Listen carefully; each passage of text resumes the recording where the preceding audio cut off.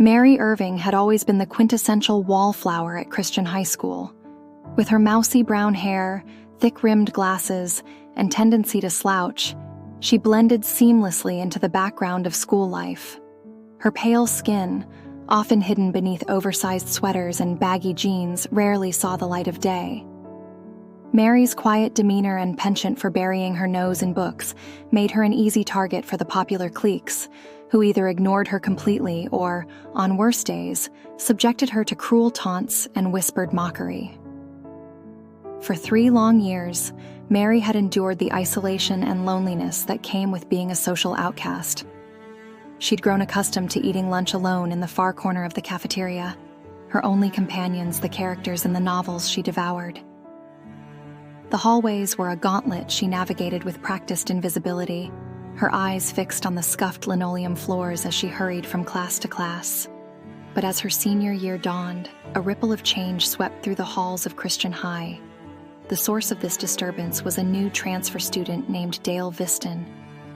From the moment he stepped into the school, Dale became the focal point of every conversation, the subject of countless whispered exchanges and longing glances. Dale was the epitome of the brooding bad boy archetype that seemed to have stepped straight out of a young adult novel. His jet-black hair fell in artful disarray over piercing green eyes that seemed to hold secrets beyond his years. His chiseled jawline and high cheekbones gave him an almost otherworldly beauty, accentuated by the perpetual half-smirk that played on his full lips. Dale's wardrobe consisted entirely of black, tight t-shirts that hinted at a well-toned physique, leather jackets that creaked softly as he moved, and combat boots that echoed ominously in the hallways. The female population of Christian High was instantly smitten. Girls who had never so much as glanced in Mary's direction now pushed past her in their eagerness to catch Dale's eye. Even the most popular girls in school, those who usually considered themselves above such obvious displays of interest, found themselves giggling and preening whenever Dale was near. But Dale remained aloof, his green eyes scanning the crowds with a detached amusement that only seemed to fuel the frenzy surrounding him. He answered questions in class with a bored drawl that nonetheless had teachers praising his intelligence. He rebuffed advances from the prettiest girls with a polite indifference that left them even more determined to win his attention. And then, inexplicably, Dale's gaze fell on Mary. It happened during AP Literature, a class Mary had always considered her sanctuary. As Mr. Thornton droned on about the symbolism in The Scarlet Letter, Mary felt the weight of someone's stare. She looked up from her copious notes to find Dale's intense green eyes fixed on her. For a moment, Mary forgot how to breathe. The corner of Dale's mouth quirked up in a small smile, and Mary felt a blush creep up her neck and flood her cheeks. From that day forward, Mary became acutely aware of Dale's presence. She would catch him watching her in the cafeteria, his gaze following her as she walked to her solitary table. In the hallways, he would materialize beside her, offering a quiet, "Hey," that left her stammering and flustered. In class, he began to sit near her, close enough that she could smell his intoxicating scent, a mixture of leather, sandalwood, and something darker, more primal. Mary's mind was in constant turmoil. Part of her thrilled at this unexpected attention, while another part remained wary. Years of social isolation had left her ill-equipped to handle any kind of interest, let alone from someone like Dale. She found herself analyzing every interaction, wondering if she was reading too much into his actions, terrified of making a fool of herself. As weeks passed, the other girls' jealousy became palpable. Whispers followed Mary through the halls, cruel words hissed in passing. What does he see in her? She must be doing his homework or something. As if someone like him would ever be interested in a nobody like her. Mary tried to ignore them, but each barb found its mark, chipping away at her already fragile self-esteem. Then came the day that changed everything. As Mary was packing up her books after the final bell, a folded piece of paper fluttered from her locker. Her heart racing, she unfolded it to find a message written in an elegant, flowing script. "Meet me behind the old oak tree in the schoolyard at midnight. I have something important to tell you." "Dale." Mary's mind whirled with possibilities. The rational part of her brain screamed that this was a bad idea. Meeting anyone, especially someone she barely knew, in a secluded area in the middle of the night was the epitome of foolishness. But her heart, starved for connection and attention for so long, urged her to go. For hours, Mary paced her small bedroom, debating with herself. She imagined scenarios where Dale confessed feelings for her, where they shared a magical moonlit moment. But darker possibilities also crept in. What if this was all an elaborate prank? What if the popular girls were setting her up for humiliation? As the clock ticked closer to midnight, Mary made her decision. With a heavy heart, she crumpled up the note and threw it in her trash can. She couldn't risk it.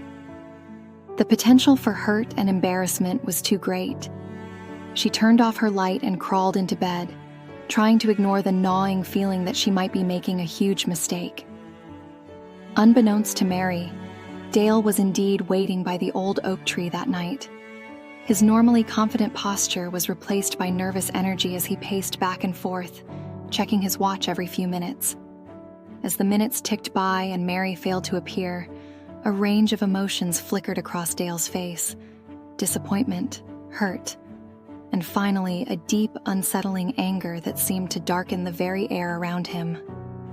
The next day at school, Mary couldn't help but notice the change in Dale. The easy smile he usually wore was gone, replaced by a brooding scowl. He no longer sought her out in the hallways or tried to sit near her in class. When their eyes did meet, Mary was startled by the intensity of emotion she saw there, a swirling mix of pain and something darker, more dangerous. As the days turned into weeks, Dale withdrew further into himself. The other students, who had once clamored for his attention, now gave him a wide berth, instinctively sensing that something had changed. Mary found herself watching him from afar, her heart heavy with regret and confusion. She wanted to approach him, to explain, but fear held her back. The distance between them seemed to grow with each passing day. The rest of the school year passed in a blur of classes, exams, and college applications. Mary threw herself into her studies, trying to ignore the constant ache of what might have been. Dale became a ghost in the hallways, present but never truly there, his green eyes now dull and lifeless. As the end of the year approached and talk turned to prom and graduation, Mary found herself reflecting on her high school experience. She thought about the years of loneliness, the missed opportunities, the regrets. And as she watched Dale from across the cafeteria, his solitary figure hunched over a barely touched lunch, she made a decision. Gathering every ounce of courage she possessed, Mary approached Dale's table. Her hands were shaking, and her voice quavered as she spoke. "Dale, I was wondering if you'd like to go to the formal dance with me?" The silence that followed her question seemed to stretch for an eternity. Dale's head slowly raised, his green eyes locking onto hers with an intensity that made her breath catch. For a moment, Mary was certain he would reject her, perhaps even laugh in her face. But then slowly, a smile spread across Dale's face. A genuine smile that lit up his features and made Mary's heart skip a beat. "I'd love to," Dale replied, his voice soft but filled with warmth. The night of the dance was magical. Mary had spent hours getting ready, trading her usual oversized clothes for a flowing emerald green dress that brought out flecks of gold in her brown eyes.